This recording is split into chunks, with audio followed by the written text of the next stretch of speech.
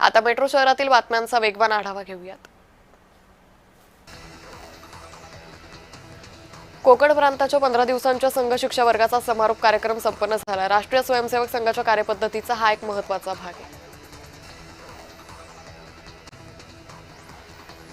राष्ट्रीय स्वयंसेवक संघाच्या कार्यकर्ता विकास वर्गात नागपुरात पथसंचलन झालं। रेशीमबाग येथे डॉक्टर हेडगेवार स्मारक परिसरात पथसंचलनाचं आयोजन करण्यात आलं होतं। गो तस्करी आणि गो हत्ये प्रकरणी आरोपींवर कठोर कारवाईचे संकेत देण्यात आले। गृहराज्यमंत्री योगेश कदम यांनी हा इशारा दिलाय। अशा गुन्ह्यांमध्ये आढळणाऱ्या आरोपींवर मकोकासारखा गंभीर गुन्हा दाखल करण्याबाबत परिपत्रक काढण्यात आल्याची माहिती आहे। अभिजित दिपकेच्या संभाजीनगरच्या घराबाहेर पोलीस बंदोबस्त वाढवण्यात आलाय। घराच्या परिसरात सीसीटीव्ही बसवण्यात सुरुवात करण्यात आली आहे। दिपकेला समाज माध्यमातून धमकी आली होती।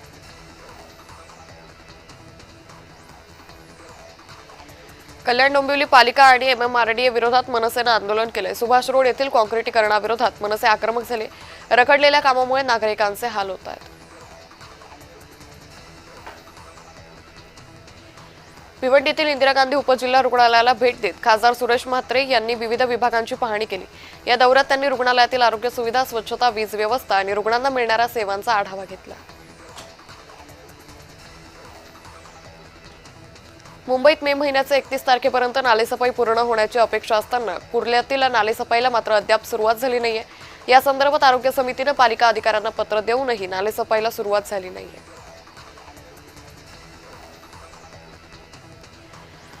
नीट पेपरफुटी प्रकरणामुळे कोचिंग क्लास क्षेत्र बदनाम होत असल्याची भावना कोचिंग क्लासेस वेलफेअर असोसिएशनच्या प्रतिनिधींनी व्यक्त केली आहे। पेपरफुटी प्रकरणातील दोषींवर कठोर कारवाईची मागणीही करण्यात आली आहे। नागपूरच्या गोळीबार चौकातील बिर्याणी दुकानात आग लागली। या आगीत सिलेंडरचा स्फोट झाला। अग्निशमन दलानं वेळीच आगीवर नियंत्रण मिळवलं।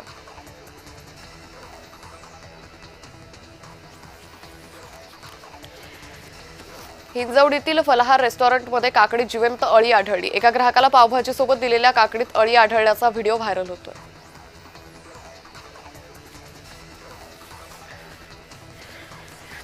पुण्यात सलग 10व्या दिवशी पेट्रोल आणि डिझेलच्या किमतीमध्ये वाढ करण्यात आली आहे। या दरवाढीबाबत पुणेकरांनी संतप्त प्रतिक्रिया दिल्या आहेत।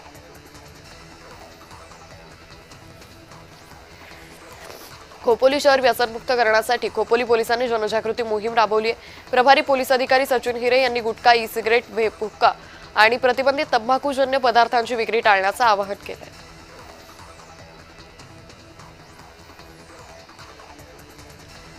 हिंदू देवस्थानांच्या अस्तित्वावर घाला घालणारा इनाम निर्मूलन कायदा तात्काळ मागे घ्या असं म्हणत महाराष्ट्र मंदिर महासंघानं सरकारला इशारा दिलाय।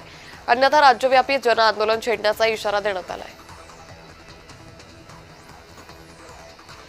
अभिजित दिपकेच्या घराला पोलीस संरक्षण देण्यात आले। दिपकेनं स्थापन केलेल्या कॉक्रोच जनता पार्टीची सर्वत्र चर्चा आहे। पुण्यात MPSCच्या विद्यार्थ्याचा कृतज्ञता सोहळा संपन्न झाला। सोहळ्याला खासदार श्रीकांत शिंदे, मंत्री योगेश कदम उपस्थित होते। बच्चू कडू यांच्या मार्गदर्शनाखाली हा कार्यक्रम झाला।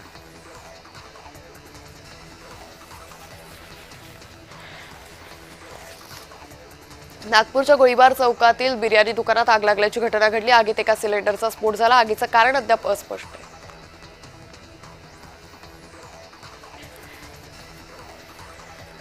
इराण आणि अमेरिका युद्धाचा भारताला फटका बसलाय। सलग 6व्या दिवशी इंधनाच्या किमतीत वाढ झाली आहे।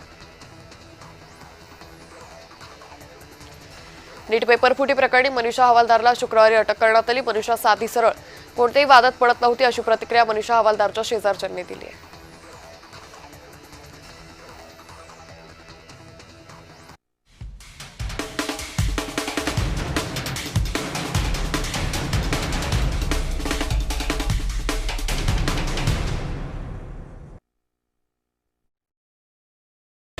आपल्यासोबत सामाजिक न्याय मंत्री संजय शिरसाट आलेले आहेत। तुम्ही ज्या पद्धतीनं उठाव केलात आणि तुम्ही सगळे वेगळा निर्णय घेतला, तुम्ही ही प्रोसिजर नेमकी कशी सुरू झालेली? एकनाथ शिंदे साहेबांना तुम्ही मुख्यमंत्री व्हायचं तुम्ही शब्द तुम्ही दिला। तुम्ही म्हणजे नाही एकनाथ शिंदे, एकनाथ तू मुख्यमंत्रीस, त्यावेळेला जर ते मुख्यमंत्री झाले असते तर पक्ष कोणत्या लेवलला गेला असता याचा कधी विचार केला? शिंदे साहेब आम्हाला नेहमी म्हणायचे, शिरसाट मला शब्द द्यायला नको होता, बरं दिला नाही केलं माझं काही नाराज केलं, पण मी झालो असतो ना यांना सोन्याच्या सिंहासनावर बसून राजासारखं यांना पक्ष वाढवायला मदत केली असती.